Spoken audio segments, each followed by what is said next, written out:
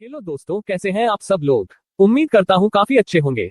तो दोस्तों, आज के इस वीडियो के अंदर हम रिव्यू करने वाले हैं एक upcoming IPO Ashutosh fibre limited SME IPO का आईपीओ जल्द ही ओपन होने वाला है, जो कि यह आईपीओ 31 अगस्त 2026 से शुरू होकर 2 सितंबर 2026 तक के बीच में ओपन रहेगा। तो इस वीडियो के अंदर हम सारी चीजें क्लियर करेंगे, जैसे जीएमपी वगैरह क्या चल रही है, कंपनी की डिटेल्स और आईपीओ की सारी महत्वपूर्ण तारीखें।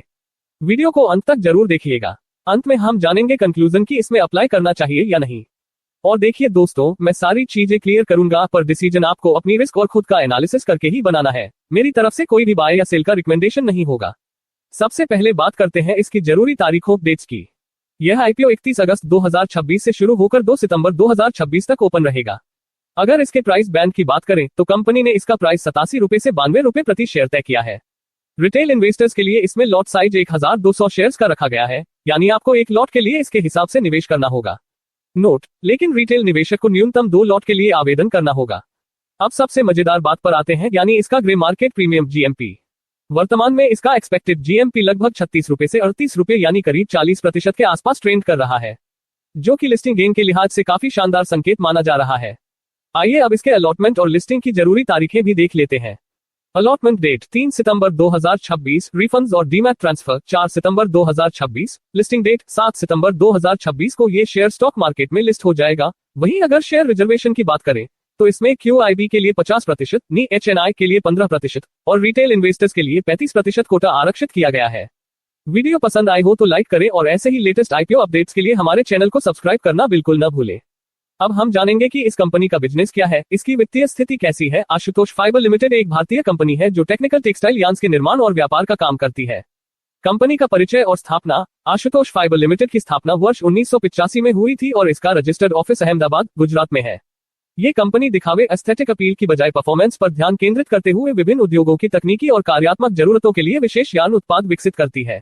व्यापारिक सेगमेंट। कंपनी के ऑपरेशंस मुख्य रूप से टेक्निकल टेक्सटाइल के 4 प्राथमिक सेगमेंट में बनते हैं: इंड्यूटेक, प्रोटेक, होमटेक और मोबिलिटी टेक। मैन्युफैक्चरिंग और उत्पाद। कंपनी की मुख्य मैन्युफैक्चरिंग यूनिट पेटलाद, गुजरात में है, जहां रिंग स्पन, डीआरईएफ, फ्रिक्शन स्पन और ओपन एंड जैसी एडवांस तकनीकों का उपयोग किया जाता है। इंड्यूटेक, इसमें हल्की और रासायनिक रूप से प्रतिरोधी पॉलीप्रोपाइलीन स्पन यार्न बनाया जाता है, जिसका उपयोग फिल्टर कार्ट्रिज, फिल्टर क्लॉथ, रस्सियों और वेबिंग्स में होता है। प्रोटेक और होमीटेक, इसमें फ्लेम रिटार्डेंट और हीट रेसिस्टेंट अरावदी, एरोमेट बेस्ड और मोडाक्रिलिक ब्लेडेड यार्न बनाए जाते हैं, जो सेफ्टी अपैरल, पीपीई और होम फर्निशिंग जैसे कालीन और पर्दों में काम आते हैं।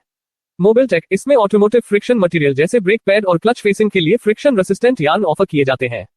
कर्मचारी। 30 जून 2026 तक कंपनी के पास लगभग 169 स्थायी कर्मचारी हैं, जिनमें तकनीकी, क्वालिटी मैनेजमेंट, एडमिनिस्ट्रेटिव और फैक्ट्री स्टाफ शामिल है। वित्तीय प्रदर्शन। फाइनेंशियल्स। कंपनी का ऑपरेशन से मिलने वाला रेवेन्यू वित्त वर्ष 2024 के 10,987.18 लाख रुपए से बढ़कर वित्त वर्ष 2026 में 11,737.14 लाख रुपए हो गया है। इसी 3 साल की अवधि में प्रॉफिट आफ्टर टैक्स पट 704.94 लाख रुपए से बढ़कर 1,604.23 लाख रुपए पर पहुंच गया है।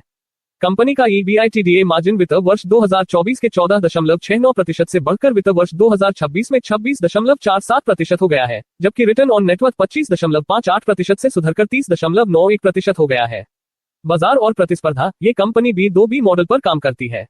टेक्निकल टेक्सटाइल बाजार में इसकी प्रतिस्पर्धा RSWM limited, Reliance Chemotex industries limited और गरवारे टेक्निकल फाइबर्स लिमिटेड जैसी लिस्टेड कंपनियों के साथ है।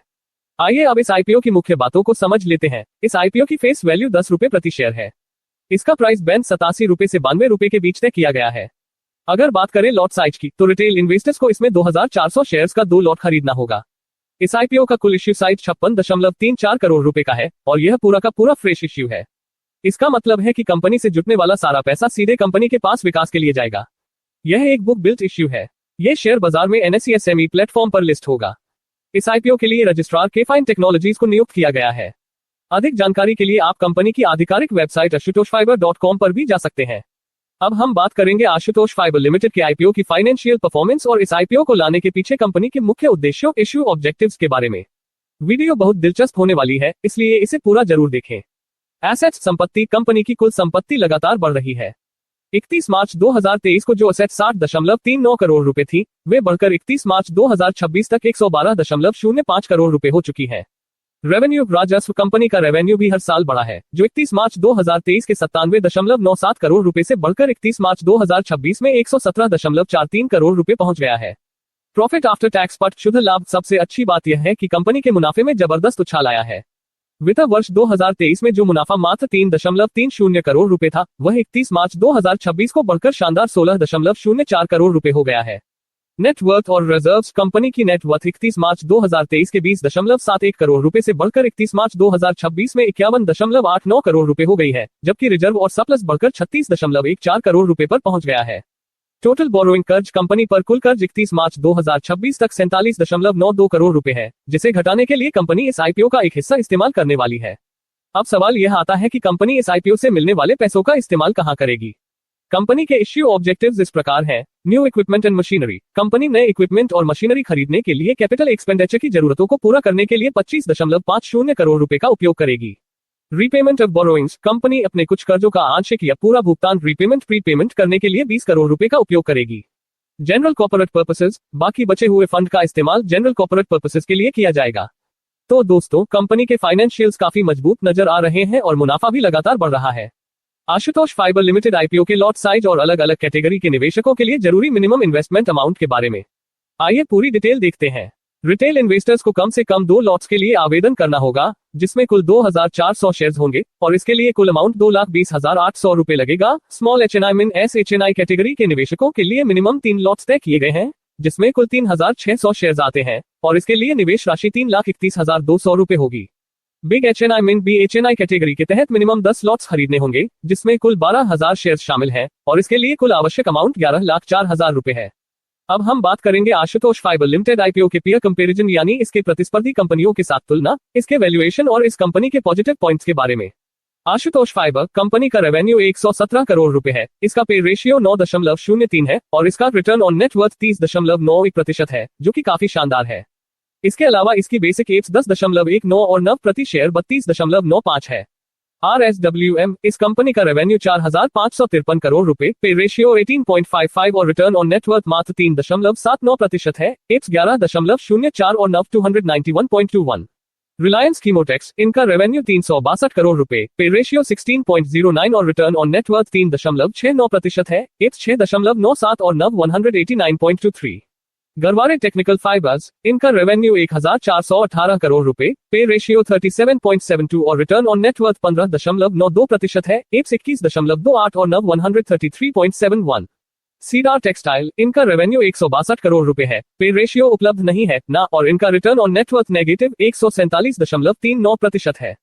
अब बात करते हैं इस कंपनी के मुख्य पॉजिटिव पॉइंट्स की। बेहतर रिटर्न ऑन नेटवर्थ। दूसरी बड़ी और लिस्टेड कंपनियों के मुकाबले आशुतोष फाइबर का रिटर्न ऑन नेटवर्थ 30.91% बहुत ही मजबूत और आकर्षक है। आकर्षक वैल्यूएशन। अपने प्रतिस्पर्धियों जैसे RSWM और गरवारे टेक्निकल फाइबर्स की तुलना में इसका पे रेशियो 9.03 काफी कम और किफायती नजर आता है। मजबूत वित्तीय प्रदर्शन। कंपनी का लगातार बढ़ता रेवेन्यू और मुनाफा इसके मजबूत बिजनेस मॉडल की ओर इशारा करता है। तो दोस्तों, पीयर कंपैरिजन और वैल्यूएशन के लिहाज से ये कंपनी काफी मजबूत स्थिति में दिखाई दे रही है। निवेश करने से पहले अपने वित्तीय सलाहकार फाइनेंशियल एडवाइजर की सलाह जरूर लें। अगर आपको यह वीडियो पसंद आए हो तो लाइक करें और चैनल को सब्सक्राइब करना न भूलें। धन्यवाद आप सभी का वीडियो अंत तक देखने के लिए।